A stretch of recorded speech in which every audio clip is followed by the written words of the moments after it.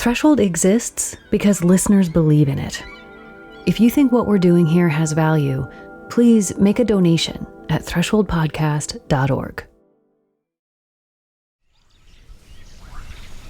I'm in northern Kenya, sitting on a big slab of rock above a wildlife watering hole. The frogs and birds are slowly building up toward their evening chorus as I talk with Katie Rowe.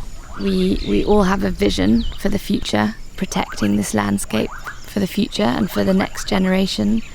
Katie is one of the driving forces behind the Reteti Elephant Sanctuary, where we spent our last episode. We're watching the last rays of the sun light up the tops of the mountains across the valley, when our conversation suddenly gets interrupted in the best possible way. I think also, this idea... Oh, here come the elephants. Okay, here come the elephants. A small group of wild elephants has suddenly arrived at the watering hole.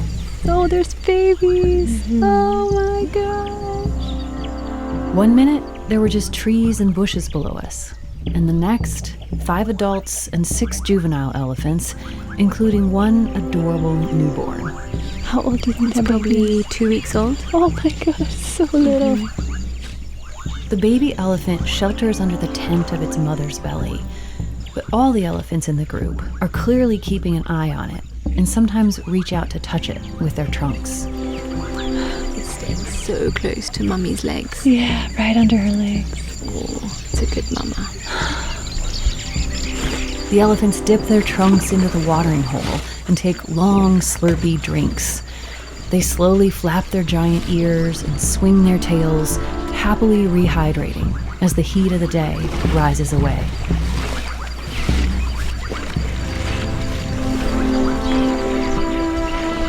Welcome to Threshold. I'm Amy Martin, and these are wild, free-roaming African savanna elephants. It is such a privilege to witness them, just being themselves in this landscape. What are we, 50 meters away? Yeah. So close. Yeah. Oh my goodness, that is the tiniest little baby. It is so sweet.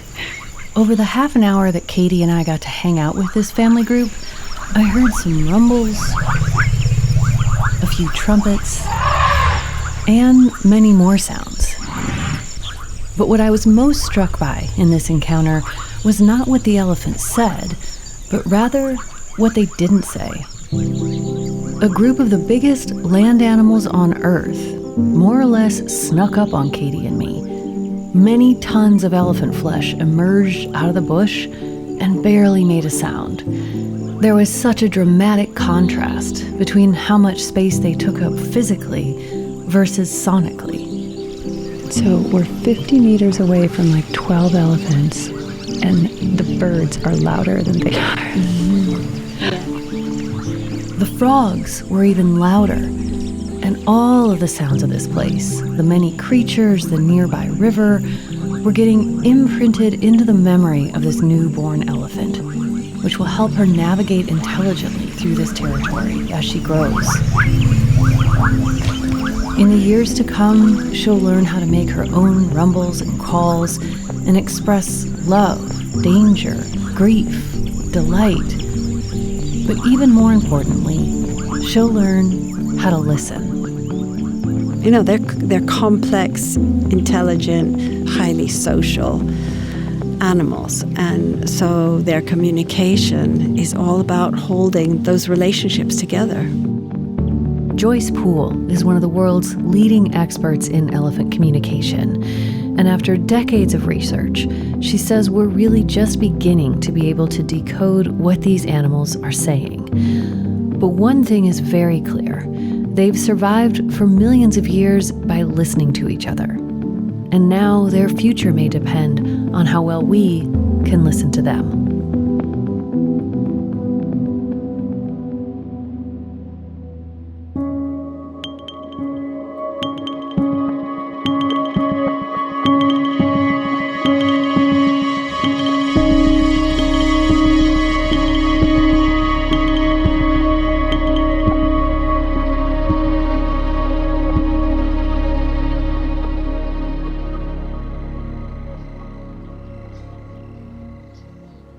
Within a family, when one elephant approaches another, they give a special sort of and they lift their heads up and lift their ears up. I'm sitting with Joyce Poole outside of her home, overlooking the Great Rift Valley, not too far from Nairobi, Kenya. She's the co-founder and scientific director of Elephant Voices, a nonprofit organization devoted to understanding and advocating for elephants. And I've studied elephants for, goodness, I don't know, something like 48 years. Talking to Joyce Poole about elephants is like talking with Jane Goodall about chimps. There aren't many people alive today who've spent as much time watching and listening to wild elephants as she has. They're very long-lived animals. They live up to 70 years old. Mothers and daughters stay together pretty much for life. And yet, like us, they're not always together, but they have to find ways to get together. They're empathetic. They make plans. So they have to communicate. Joyce says her connection with elephants started early. Her father worked for the Peace Corps when she was young, and she spent a lot of her childhood in Malawi, in Kenya. Her very first elephant meeting was when she was just 6 years old, when her family was visiting Amboseli National Park in southern Kenya, not too far from Mount Kilimanjaro. My father was a very keen naturalist, and he was a very good photographer. And so we had pulled up to this large adult male. And I said to him, "Daddy, what will happen if that elephant charges the car?" And he said, "Well, Joyce, it will squish the car to the size of a pea pod." And as I was thinking about that, this elephant charged, and my father stalled the car.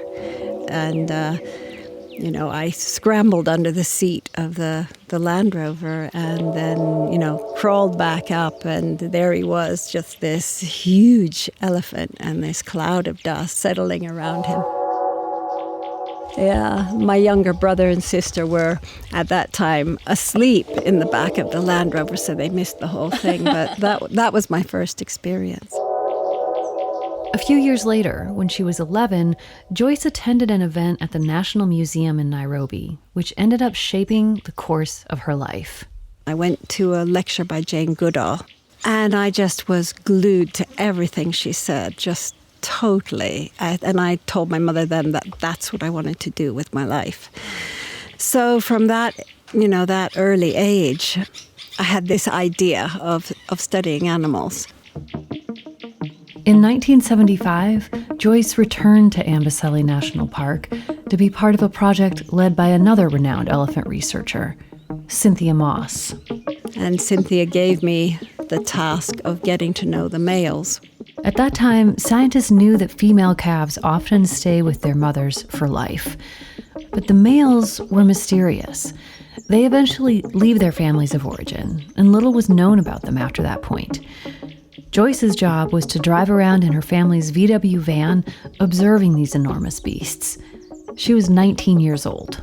I was supposed to get to know them all, like draw their ears, take photographs of them, identify them, to build up this whole recognition file. Oh, I remember one day I pulled off near to these bulls and they came over to the car and I was absolutely terrified. 4 males surrounded the car. But I went back to camp and I told Cynthia about this. She says, they were just being friendly. So that, one learns, Joyce learned a lot, actually. She spent countless hours in the field, making drawings, taking pictures, and listening to the elephants, and observing them listening to each other. For instance, you could just see a male elephant just standing, and you think, okay, he's not doing anything. But if you look at his ear, if you look at what he's doing with his trunk, what he's doing with the fingers on his trunk, which direction that trunk is pointed, you can see that's where his attention is. And, this is something we could expect to happen next. In her undergraduate thesis, Joyce described her observations of male African elephants going through cycles of heightened sexual arousal called must. At that time, it was thought that only Asian elephants experienced must, but her work proved otherwise. So by the time she had finished college, Joyce had already made a major contribution to elephant research. And she'd done it as a woman, one of several trailblazing women who started studying elephants around this time and went on to become leaders in the field. I came into this study at just the right time, very many years earlier, and, a young woman wouldn't be out there in the field. Joyce continued her study of elephants for her PhD, and over time, she began to assemble an elephant communication library. I've always been interested in behavior, like why are these animals doing what they're doing? I wanted to know what are they feeling, what are they saying, and why. And she knew that the first step was to create a catalog of all their different sounds and the contexts in which the elephants make them. When you study an animal, you're not only watching their behavior, but you're listening to them. So I knew, for instance, that there was certain sound when a calf wanted to suckle. There were these certain sounds that elephants made when they came together, that if a female was in estrus and was mated, that she made a certain sound and the whole family joined in what we call a mating pandemonium. I knew that there were let's go calls, so I had all these names for all the calls. This is one of Joyce's recordings of a mating pandemonium.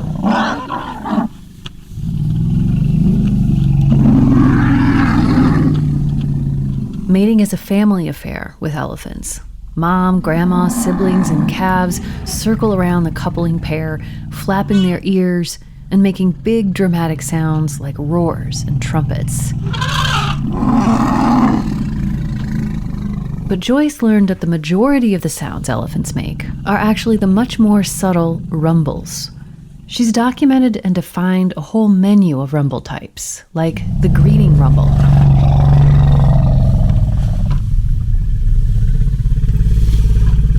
Elephants make this sound when they come together after being separated for a while.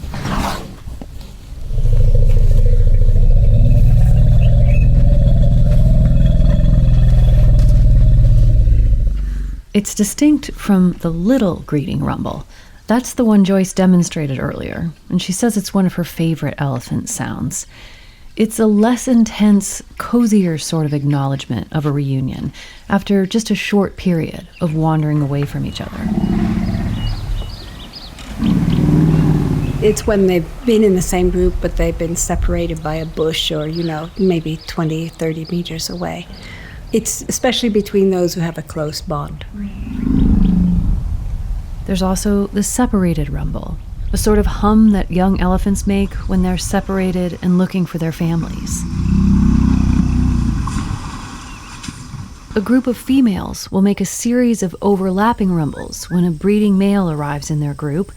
Joyce calls that the female chorus rumble, and it can include some snorts and roars.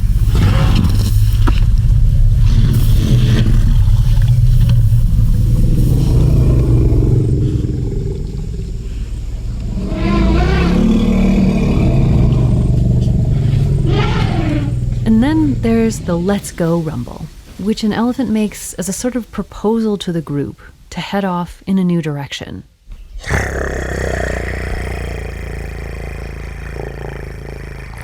Actually, that was Joyce, not an elephant. So that would be my let's go. And that was impressive. Yeah, but of course it just sounds like a buzzy bee or something to them because it's much higher frequency. Yeah. Someone stands on the edge of the group and faces the way they want to go and gives all these intention movements and looks back to see if anyone's coming. And that's the way a lot of these calls work. Sounds are accompanied by body movements that together communicate something. But sometimes there is no clear physical signal that goes with the sound, and that makes it especially hard to guess what it might mean. That's the case with these sounds, which Joyce calls cadenced rumbles. Adult females make them while doing a variety of other things. She thinks they might be discussing a plan of action, like where to go and when to leave. But because there's no particular behavior associated with them, all she can say for sure is that there's some sort of conversation happening. They just keep doing what they're doing, and there's this kind of sing-song back and forth between them. These exchanges can last anywhere from a few minutes to an hour. Just a group of gals chatting on the savannah. I think we're just on the cusp of understanding how complex their vocal communication is. For instance, these cadence rumbles, I think, have to do with planning and negotiation. But what precisely are they saying? Are they saying, well, I want to go to Old Kaya Rock? No, well, I want to go to the swamp. Well, no, I don't want to do either of those things. I want to, what kind of level of detail are they able to communicate to one another? And that's what we don't know. There's so much we still don't know.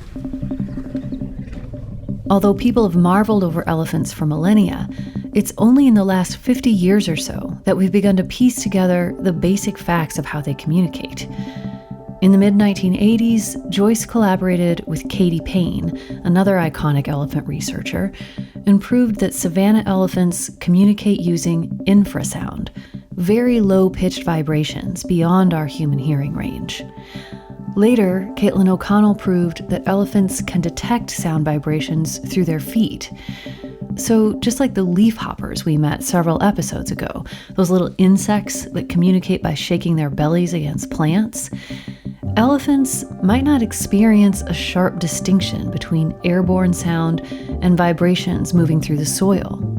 It could be that for them, listening almost always happens via their ears and legs simultaneously. And when conditions are right, they can tune into each other's voices across remarkable distances, up to 10 kilometers or more than 6 miles, depending on the temperature and weather. All of these things add up to a picture of an animal that relies heavily on acoustic communication for survival, which leads back to the core question here: what are they saying? Trying to answer that has been the defining quest of Joyce's life. And of course, it is so much about listening and watching and sitting quietly. Joyce and her husband and collaborator Peter Gronley have made her catalog of elephant behaviors and sounds freely available online.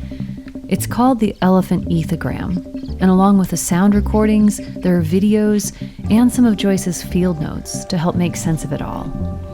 You can find it at elephantvoices.org, and I have to warn you, once you start playing the clips there, be prepared to lose a few hours. It's just fascinating and fun to watch the calves romping and playing together, or two adults intertwining their trunks, or just standing still, very close together.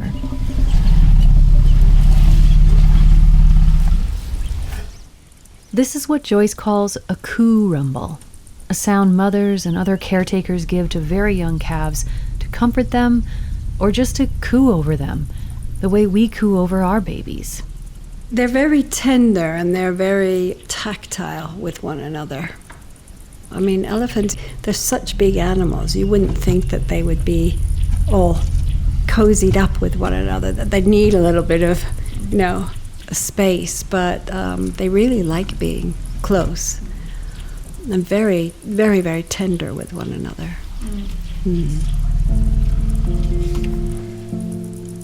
Over her decades of immersion in the lives of these animals, Joyce has felt that tenderness too. I have always been really passionate about the work I do, and really passionate about the animals I study. So for me, I couldn't just be a cold scientist. I care so much about these animals, and so that has always played a role in how I do my work. And at times, she says, she was scolded for that, especially when she was getting started. Yeah, we were basically told that, emotion or your passion played no role in elephant conservation. And I always felt that was very wrong. I feel that we can make so much more progress in terms of our relationship to animals if we are able to share the way we feel about them. I'm curious about this whole notion that emotion is somehow in the way, when your work has shown like these are very emotional animals. Do you feel like it's helped you be a better listener to have access to your emotional world? Yeah, I certainly think so. Just understanding, for instance, that elephants have culture and what we do to them impacts that culture. When elephants are defending a member of their family or fending off lions or humans that they don't like, it's incredible watching how they work together. Is extraordinary. But again, it's all coordinated through vocal communication and gestures, body language and gestures. The deep bonds these animals form with each other makes the story of our impact on them all the more heartbreaking. As she describes in her book, Coming of Age with Elephants, Joyce's development as a researcher coincided with the exploding poaching crisis, and she bore up-close, painful witness to it. She found strong, healthy elephants she knew well lying dead with their tusks hacked off, and watched as their relatives gathered to mourn them. But often there were no relatives. Entire family groups were frequently wiped out. So many holes torn into the web of elephant relationships, and so many traumatized animals left behind. What we do to them has consequences, and we have to be aware of that. And I'm thinking of a population that I have had a lot of experience with, and that's Gorongosa in Mozambique, where during the Civil War, 90% of the population was killed. And there are survivors alive today who still hate vehicles and, track you down. It's changing. But imagine the war ended almost 30 years ago. So their emotions impact what they do, just like us.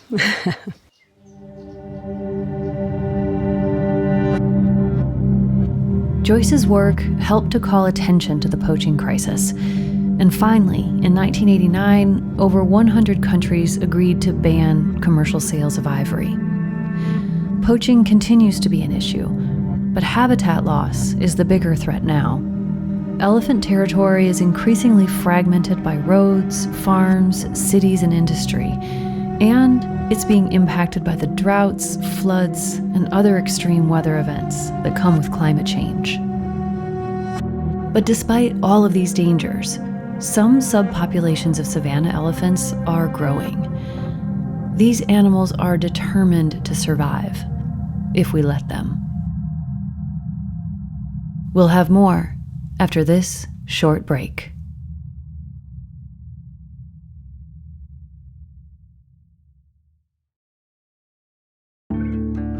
Hi, it's Amy.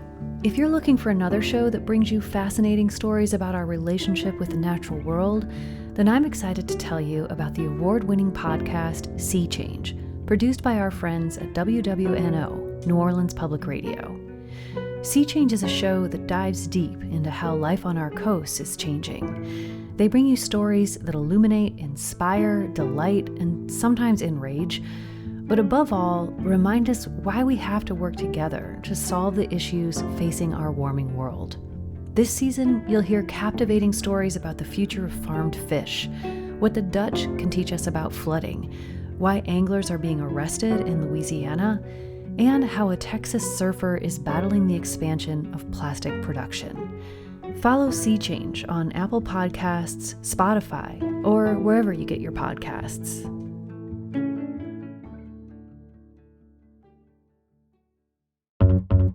I I don't know if you've heard, but climate change is expensive. When there is a cost, the cost is paid by people. But the thing is, not addressing climate change is going to be a whole lot more expensive. These storms are getting more unpredictable. In this series from Living Planet, we're digging into the real costs of climate change. How we can reduce those costs. And just how much there is to save. Find this Living Planet series on the costs of climate change wherever you get your podcasts. Hey, it's Amy, and I'm popping in here quickly to tell you that I've recently started a newsletter on Substack called Letters to Earthlings. I started it for several reasons, but one of them is that I want to connect with you, Threshold listeners. We spend so much time making Threshold episodes, and then we release them, and that's kind of it. I don't know much about your experience, and I'm so curious which stories stick with you and why. What questions you're left with? I want to think with you about the big issues we're covering on Threshold and about other related things too. If that sounds fun or interesting to you, please come check it out. Once again, it's called Letters to Earthlings, and you can find it by searching for that on Substack. Thanks. Welcome back to Threshold. I'm Amy Martin, and if I say, picture an elephant moving through its habitat, I'm guessing that the image that pops up in your mind is an open landscape. Wide horizons, long sight lines, maybe some bushes and trees, but also a lot of grass. If so, that's pretty accurate, if we're talking about African savanna elephants.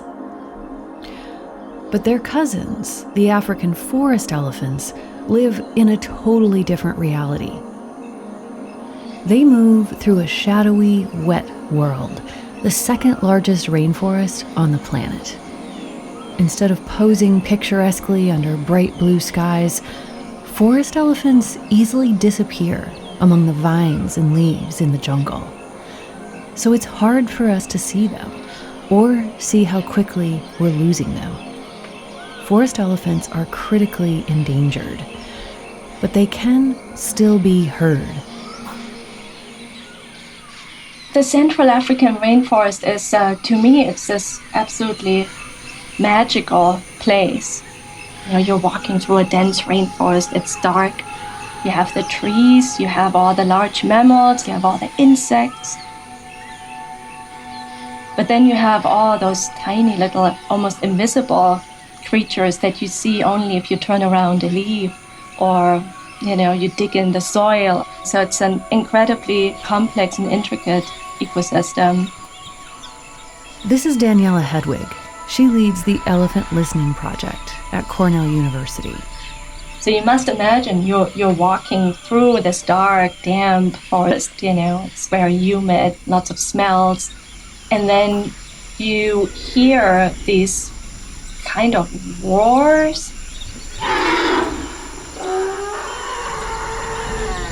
So you have no idea what's going on there.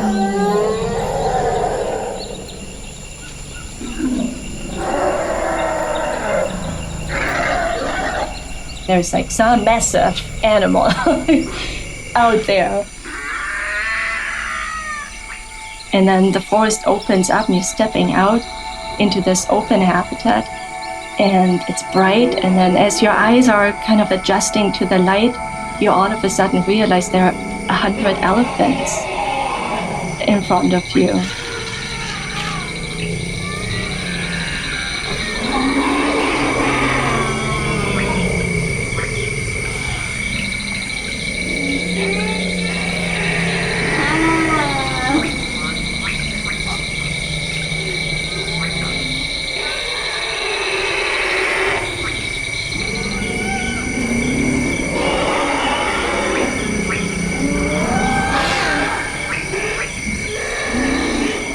A smaller species because they're living in a dense environment that makes their bodies be a little smaller to be able to maneuver through this dense vegetation.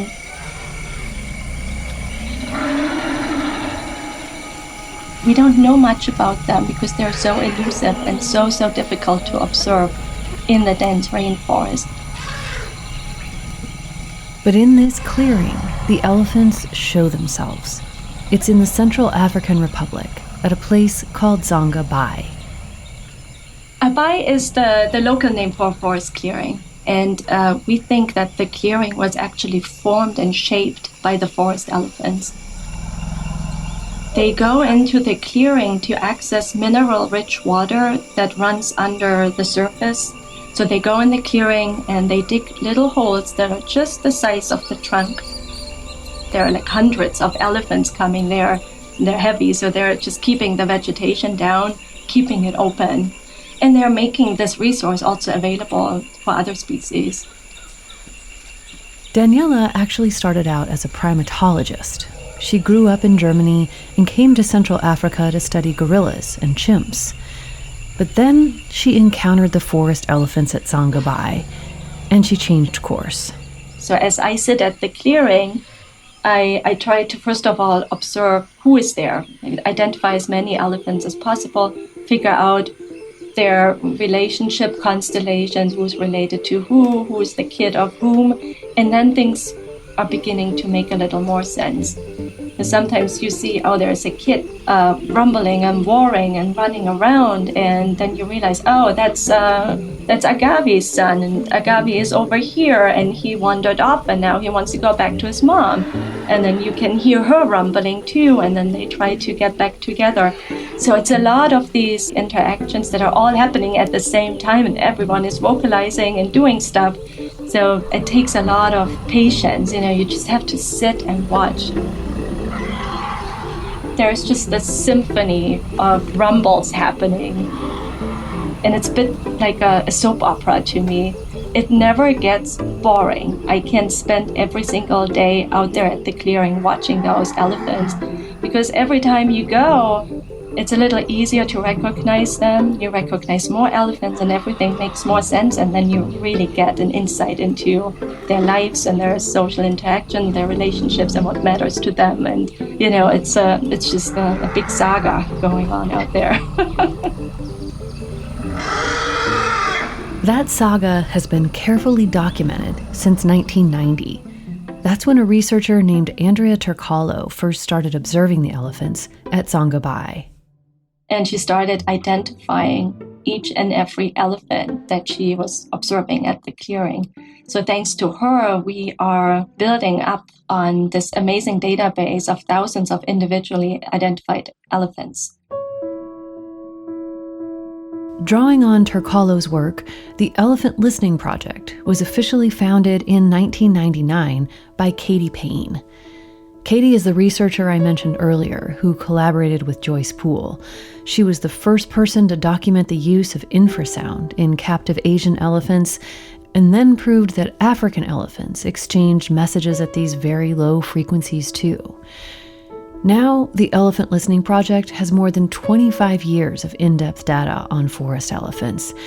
It's kind of like the elephant equivalent of the work Stephanie King is doing in Australia with dolphins. We know how they are related to each other. We know how old they are. We know when they have been at the clearing the last time. So we have all this amazing, information about their life histories and their social relationships. Since Zanga Bai is one of the rare places in the forest where the elephants can be both seen and heard, it has been an incredibly useful place for us visually dominant humans to begin to understand them. But the clearing is still just a place the elephants come to visit. Studying them there is sort of like studying groups of humans on vacation at a resort. We can learn some things, for sure, but our picture is very incomplete. For these elephants, ordinary life happens out among the thicket of the deep jungle. And that presents a problem for researchers. They live in this really, really dense forest. How are we going to find out what they're doing? Because we cannot follow them. In the savannah, you can drive around in a jeep and follow these individuals and find out what their lives are all about and how they spend their days. We can't really do that in the rainforest. So it's this enigmatic species that we're trying to better understand and better protect by using acoustic monitoring as a key window, into their lives.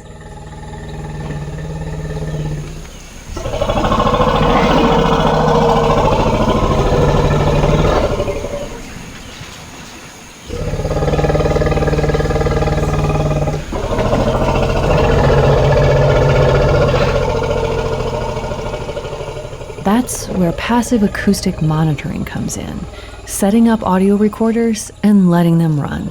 Just like I did in the beginning of this season, when I put that microphone into the frozen lake to try to listen in to the lives of the fish there. The Elephant Listening Project has installed an array of microphones in different areas of the forest, and that's allowing them to get a much better idea of how the elephants move through their habitat and how they relate to each other. They're able to keep very, very close social bonds with their relatives. The females, they stay in touch with their sisters and with their mothers, and they form these lifelong bonds as a family. But those recorders also catch the sounds of one of the greatest threats to these animals: gunshots. Forest elephant tusks have become especially prized in the illegal ivory market, and highly organized, well-funded criminal networks have periodically raided the forest and gunned down elephants en masse, including at Zongabai.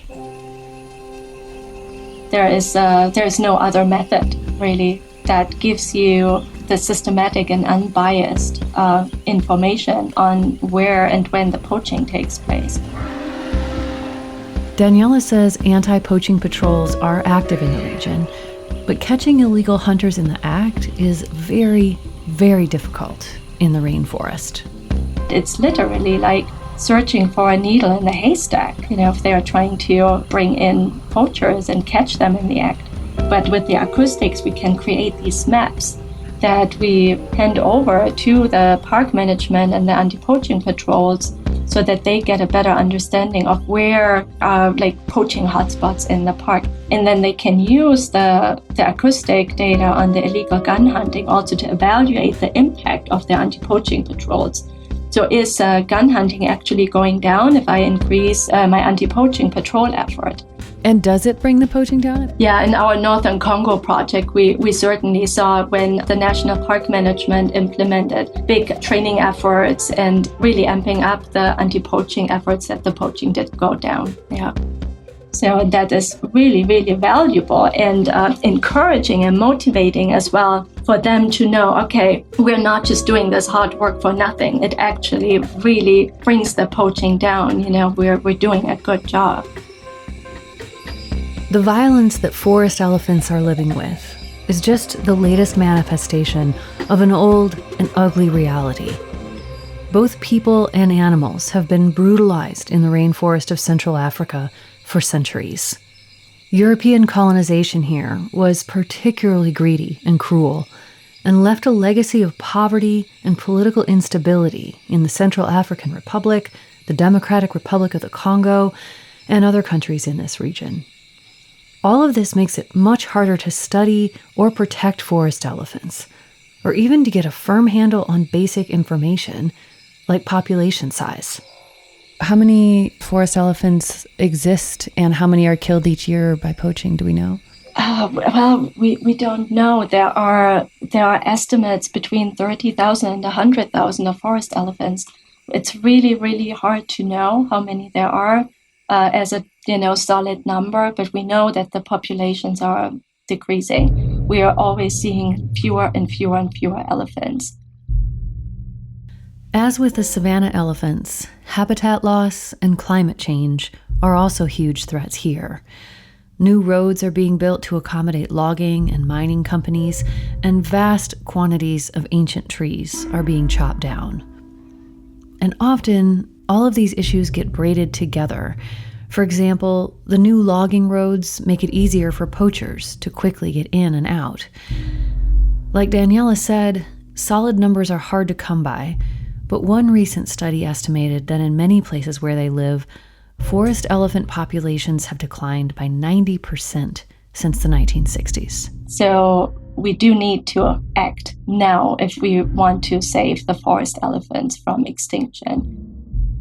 For an animal as universally beloved as the elephant, it's tempting to tell ourselves that somehow someone else will figure this out and prevent their total destruction. But the reality is, it's up to us right now. The entire species could be snuffed out very soon on our watch. Whether it's 30,000 or 100,000, that's not very much. That's like a mid-sized to small city. That's the entire species. How do you take care of your own emotional well-being while you're doing this work? I don't know. I mean, of course, it's incredibly sad because you know there are personalities. They have characters, they have emotions, they feel really intensively. You can see that by observing them. So yeah, of course it touches you, but it only makes me more and more determined to make a difference. One possible way to help unlock this problem is to flip the narrative. We tend to think of ourselves as the conservationists working to protect the elephants, but maybe it's the other way around. We need the elephants to conserve the tropical forest. The Central African rainforest is a large carbon sink. The forest elephant is a keystone species in that habitat that is responsible for dispersing the seeds of many tree species that make up the tropical rainforest there. Those trees, they sequester huge amounts of carbon. And without the forest elephants, these trees, they wouldn't be there. And we would lose this amazing place where we can sequester carbon and prevent global warming from accelerating. And I think over the last years, we've really starting to see the impacts that has with the fires, the storms, and the crazy rains that we are getting. And we hope that people understanding the connections on a global scale a bit better, perhaps, that we can turn this around for the forest elephants and the forest. If we lose the elephants, we are losing the forest.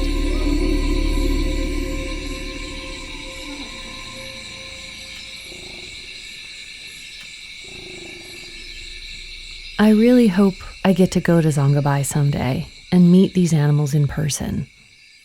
I want to watch them and listen to them, and I want to have the experience of moving through the forest as they have shaped it. One thing that is really impressive when you enter the rainforest, you always end up on a trail. And when I first started working in Central Africa, my instinct was that, these are trails that humans made. But then I was told, no, those are elephant trails. So you have this absolutely intricate network of elephant trails across the entire forest. There's this spider web of trails that the elephants create. There are small trails that are narrow. Then there are little networks of trails around the forest clearing. And then you even have what we call boulevards that are several meters wide, avenues that are going through the forest. And the interesting thing is, whenever these trails split up, you have a big fruit tree right at the intersection. So as the elephants are traveling through the forest on these trails, they are defecating. So they are planting their own orchards, basically, as they are moving through the forest. Isn't that absolutely fascinating? All you need to do is stick to a trail and you will get to a good tree. You will get to something to eat. You can live on your cultural knowledge, that is within the elephant society to survive and find food.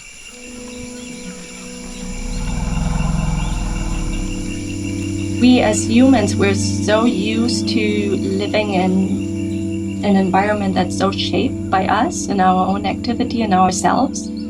But in that case, it's just completely shaped by the elephants. We're sitting in this system that's created and shaped and maintained by another species, It's life-changing. It is. How do you think listening to elephants has changed you? Gosh, I've been doing it for so long. This is Joyce Poole again. I'm a pretty type A, I guess, sort of person, but I'm not when I'm with elephants. I really slow down. It's really it's kind of like meditation. I can really be patient with them and just sit and listen. And I'm so tuned into their sounds and what they're doing, and I wish it had rubbed off in the rest of my life.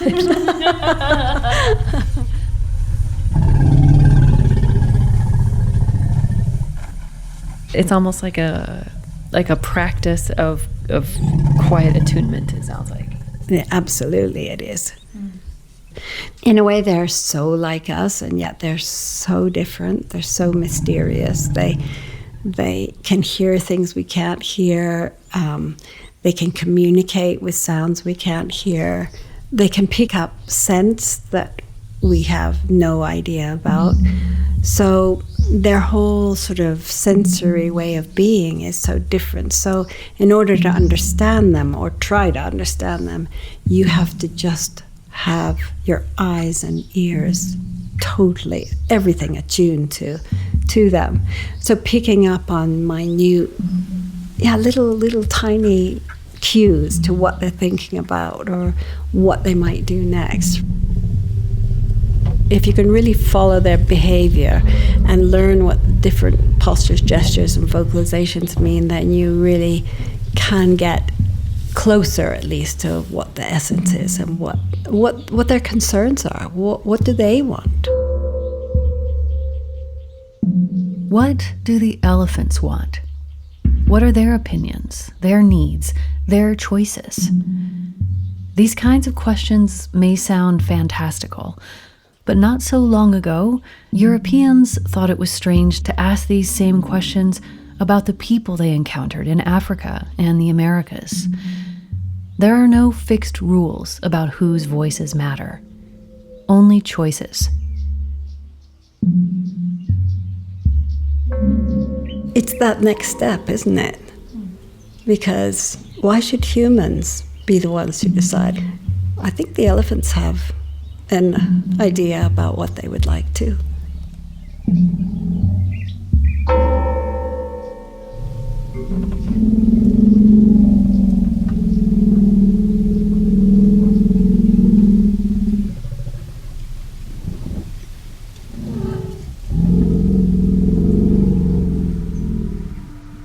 Why should people listen to elephants?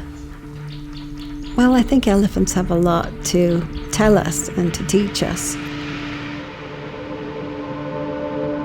If we're going to survive and our own species persist, we have to ensure that we bring everything else along with us.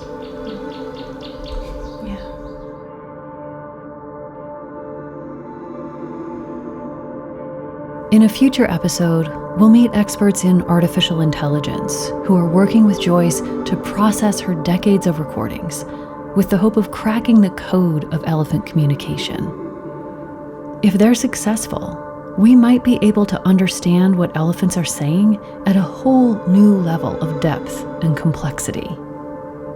I just hope we'll be ready to listen.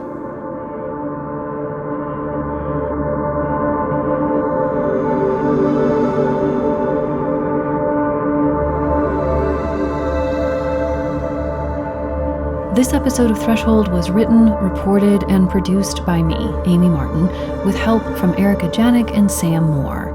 Music by Todd Sikafus. Post-production by Alan Douches. Fact-checking by Sam Moore and Erica Janik.